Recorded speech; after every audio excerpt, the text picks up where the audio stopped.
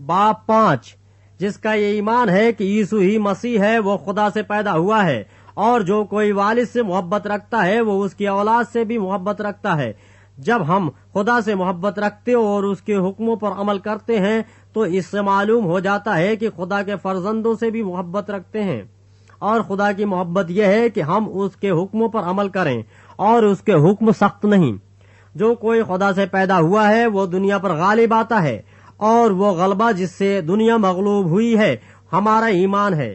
दुनिया का मगलूब करने वाला कौन है सिवा उस शख्स के जिसका ये ईमान है कि यीशु खुदा का बेटा है।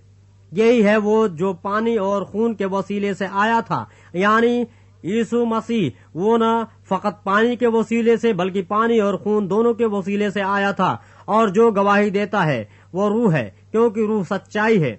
और गवाही देने वाले 3 हैं, रूह और पानी और खून, और ये तीनों एक ही बात पर मुत्तफिक हैं। जब हम आदमियों की गवाही कबूल कर लेते हैं तो खुदा की गवाही तो उससे बढ़कर है, और खुदा की गवाही ये है कि उसने अपने बेटे के हक में गवाही दी है। जो खुदा के बेटे पर ईमान रखता है वो अपने आप में गवाही रखता है। जिसने खुदा का यकीन नहीं किया उसने उसे झूठा ठहराया, क्योंकि वो उस गवाही पर जो खुदा ने अपने बेटे के हक में दी है ईमान नहीं लाया। और वो गवाही ये है कि खुदा ने हमेशा हमेशा की जिंदगी बख्शी, और ये जिंदगी उसके बेटे में है। जिसके पास बेटा है उसके पास जिंदगी है, और जिसके पास खुदा का बेटा नहीं उसके पास जिंदगी भी नहीं।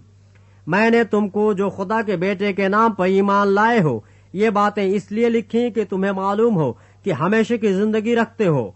और हमें जो उसके सामने दिलेरी है उसका सबब यह है कि अगर उसकी मर्जी के मुआफिक कुछ मांगते हैं तो वो हमारी सुनता है। और जब हम जानते हैं कि जो कुछ हम मांगते हैं वो हमारी सुनता है, तो ये भी जानते हैं कि जो कुछ हमने उससे मांगा है वो पाया है। अगर कोई अपने भाई को ऐसा गुनाह करते देखे जिसका नतीजा मौत न हो तो दुआ करे, खुदा उसके वसीले से जिंदगी बख्शेगा। उन्हीं को जिन्होंने ऐसा गुनाह नहीं किया जिसका नतीजा मौत हो। गुनाह ऐसा भी है जिसका नतीजा मौत है, इसकी बाबत दुआ करने को मैं नहीं कहता है तो हर तरह की नाराजगी गुनाह, मगर ऐसा गुनाह भी है जिसका नतीजा मौत नहीं।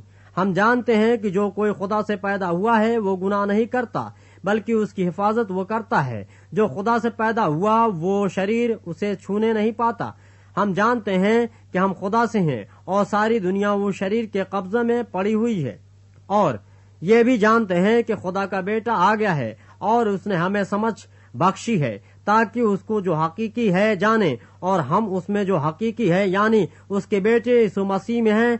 हकीकी खुदा और हमेशा की जिंदगी यही है। ऐ बच्चों, अपने आप को बुतों से बचाए रखो।